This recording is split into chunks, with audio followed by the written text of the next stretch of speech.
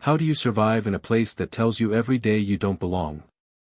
For David Johnson, the black gatekeeper at Crestwood High, silence was survival, until his daughter became the target. At the scholarship ceremony, a teacher's racist words turned the gym into a courtroom, and Maya's future hung by a thread. One voice, one truth, could shatter the lie. But would they dare to speak? The microphone buzzed, and the night began. You don't belong here. The words sliced through the crowded gym like a whip. Mr. Parker, a sharp-suited history teacher with cold eyes, stood at the microphone during the scholarship ceremony. His gaze fixed on Maya Johnson, a quiet black student sitting near the back. She felt every head turn, the weight of hundreds pressing down. Her father, David, the school's gatekeeper, froze at the door he was guarding. A man meant to be invisible, now watching his daughter humiliated in public. Parker smirked. Grades don't lie, and neither should people. Let's not pretend talent where there is none. The gym erupted in uneasy whispers. Maya's fingers clenched her notebook, knuckles white. No one moved. No one spoke. But something was about to break. The air itself seemed to hold its breath. David shifted on his feet, his security badge catching the light. He had been mocked before, by students who thought uniforms meant weakness, by parents who treated him like furniture. But this? His daughter. In front of the whole school. Daddy, Maya whispered, her voice trembling, he changed my scores. I saw the report. David knelt slightly, his eyes burning. Are you sure? Yes. He lowered mine, raised someone else's. He doesn't want me here. Across the gym, Parker continued, pretending authority wrapped him in armor. We uphold standards. Not everyone deserves a seat at the table. Especially not with inflated numbers. His pause was deliberate. His smile cruel. Maya's classmates shifted uncomfortably, some staring at their shoes. One girl bit her lip so hard it turned white. Others looked away, complicit in silence. David's hands tightened around the keys on his belt. His daughter had worked late nights, solving equations on cafeteria napkins, dreaming of this scholarship. And now, with one racist stroke of a pen, it was gone. He took a step forward. The room tensed. Mr. Parker, David's voice cut steady but cold, you're lying. Gasps. The gatekeeper had spoken. Parker's eyes narrowed, but a flicker of unease flashed before he smothered it. The gym fell into a suffocating silence. Parker laughed once, sharp and dismissive. Oh, this is rich.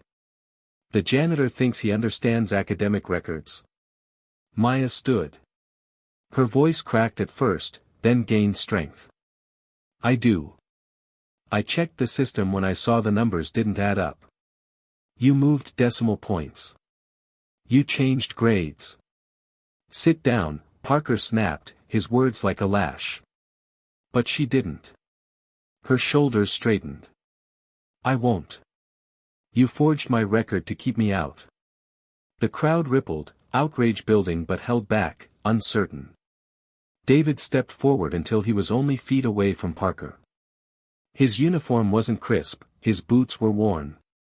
Yet in that moment, he towered. For years I've opened doors in this school. Tonight, I open another, the truth. He pointed at the projector, where the scholarship list glowed. Check the audit trail. The timestamp doesn't match. My daughter isn't wrong. You are. The principal, red-faced, hesitated. Then a tech aide rushed to the stage, typing furiously. Within seconds, the evidence lit up the screen. Unauthorized edits. Parker's initials. Proof. The room exploded. Parker's confidence shattered.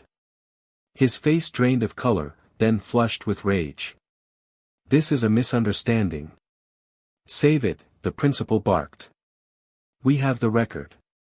A murmur swept the gym. Students who had stayed silent now lifted their heads. One boy whispered, he really did it," another added, "she was right." Parker's mouth opened, then closed. The silence crushed him. Maya turned to her father. Her lips trembled, but her eyes didn't waver. "We don't have to stay quiet anymore." David placed a hand on her shoulder. His touch was steady, grounding. "No, we don't." The principal faced the crowd, his voice firm. "The scholarship is reinstated. Effective immediately. And Mr. Parker, you're suspended pending investigation." Gasps turned to applause. Some students stood. The tide had turned.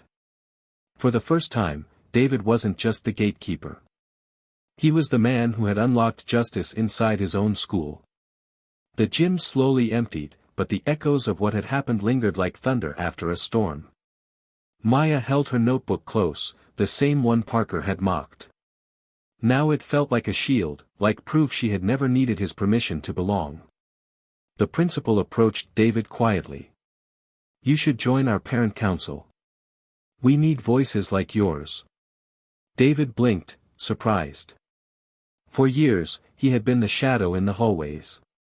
Tonight, the spotlight found him. He nodded slowly. Maya's classmates came by one, some ashamed, some grateful. "I'm sorry I didn't speak up," a boy muttered. Maya simply replied, "Next time, don't be silent." Outside, under the cold night sky, David looked at his daughter. "You were braver than I've ever been." "No," Maya said softly. "You taught me how." The gates of the school loomed behind them, tall and iron. For years they had felt like barriers. Tonight, they felt like doors swung wide open. Thank you for watching this story. Share your thoughts below and don't forget to subscribe for more.